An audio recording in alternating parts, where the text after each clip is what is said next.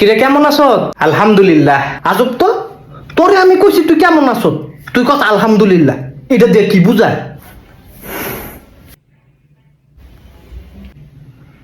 তোরে শয়তানে ধরছে না? হ।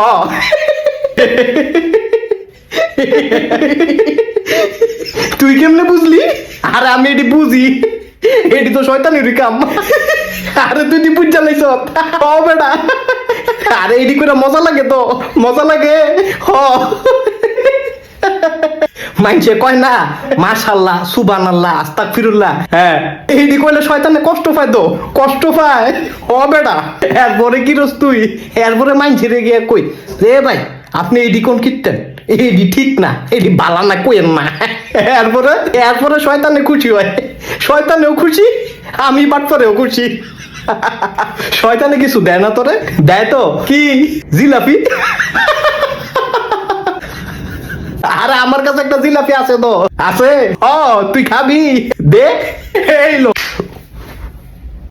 তুই যে জিলাপির কথা কয়ে সিঙ্গারা দিয়ে দিছ।